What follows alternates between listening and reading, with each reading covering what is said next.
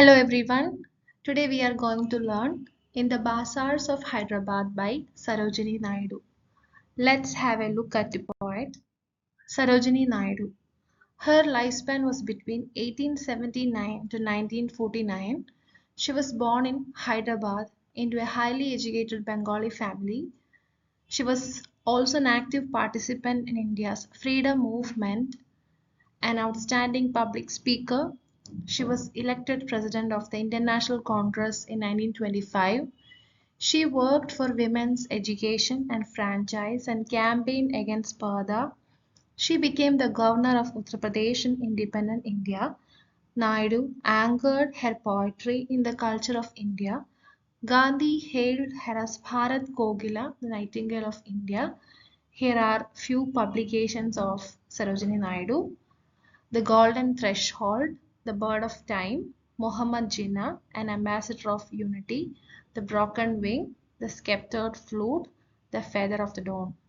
First answer. What do you sell, O ye merchants? Richly your wares are displayed. Turbans of crimson and silver, tunics of purple brocade, mirrors with panels of amber, daggers with handles of jade. In the first stanza of this poem, the first speaker, that is the poet, poses a question. What do you sell, O ye merchants? So in the first stanza, Sarojini Naidu is asking to the merchants about their products. What do you sell? Okay. At the same time, she is mentioning, richly your wares are displayed. So what do you mean by wares? Wares are articles offered for sale or products. So these lines denotes the reply from merchants. Turbans of crimson and silver, tunics of purple brocade, mirrors with panels of amber, daggers with handles of jade. So first item is about turbans. What do you mean by turbans? Turban is a man's head covering consisting of a long length of material used as a cap, worn especially by Sikhs and Muslims. Then next article is about tunics. Tunics means an upper garment slightly longer than a shirt. And these tunics are of purple brocade. Brocade is a rich patterned fabric typically woven with gold or silver thread. Then next product is mirrors. Mirrors with panels of amber. AMBER, amber, it's a deep yellow orange color. Then daggers. Dagger is a short knife with a pointed blade used for piercing or stabbing. So, and these daggers are made with handles of jade. Jade, it's a hard green semi-precious stone. So, these are the items, okay, that we can found in that particular shop. So, the thing is that wide variety of products are sold in this shop. So this is all about the first stanza. Second stanza, what do you weigh, O ye vendors? So the next question is to the vendors. The poet moves to the next stall. The same customer, that is a poet, is visiting multiple stores, or it can be another person is asking the questions. So they replied, saffron, lentil, and rice. Lentil belongs to the group of grains. Okay. Then, in this stanza, the customer's question is altered to fit the product being sold. Then, next question is, what do you grind? Okay. OA, maidens. So they replied, sandalwood, henna, and spice. So this is specifically in reference to the sandalwood, which is ground down and used to treat the skin. I hope you are familiar with this. It is accompanied by henna and spice of an undefined variety.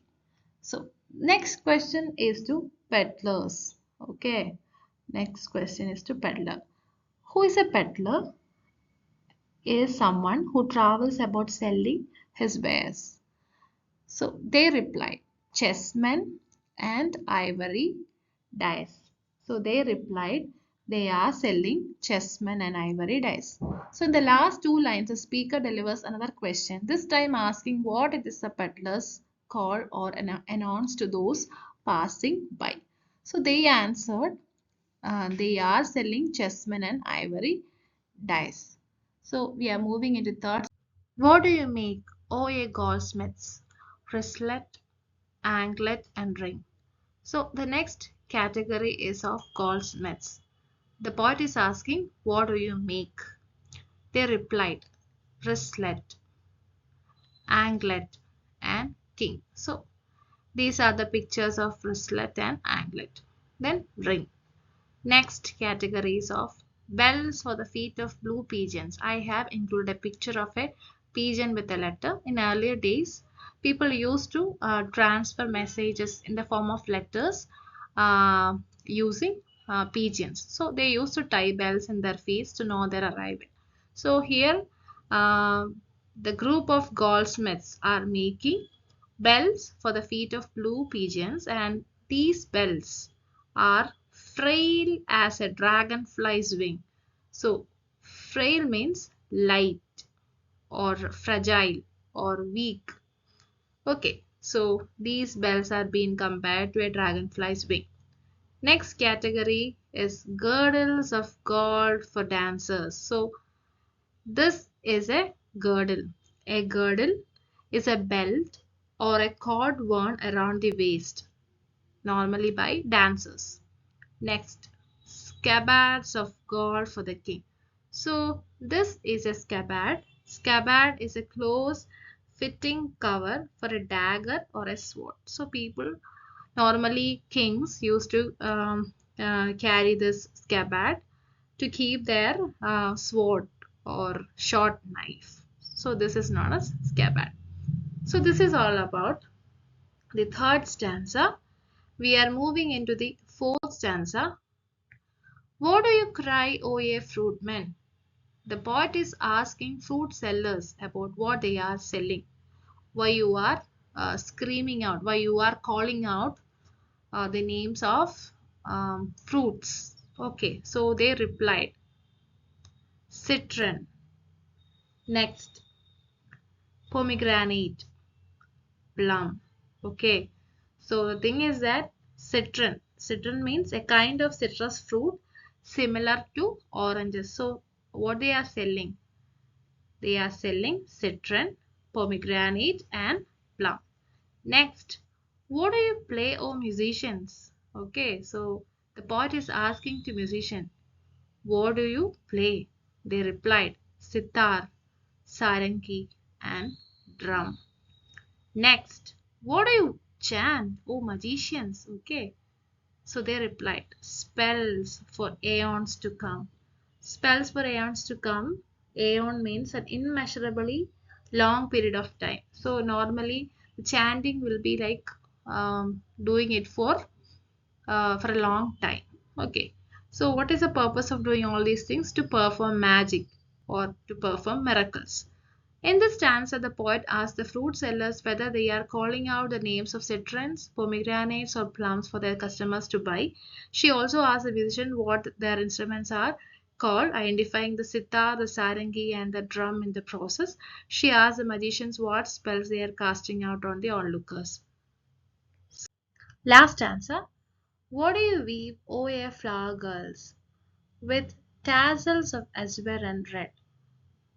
In this stanza, the poet is asking to flower girls about what do you weave with tassels. Tassel denotes a bunch of decorative threads knotted at one end of azure. Azure means a bright blue color and red. So they replied, they are weaving crowns for the brow of a bridegroom. They are weaving crowns for the head of a bridegroom. Next, chaplet to garland his bed. So they are also weaving garland made with flowers to decorate his bed. Then last, sheets of white blossoms new garner to perfume the sleep of the dead. She also notices that the white flowers have been used to weave a wreath that is placed upon the deceased at a funeral. So this is all about the last stanza. Thank you everyone and God bless you.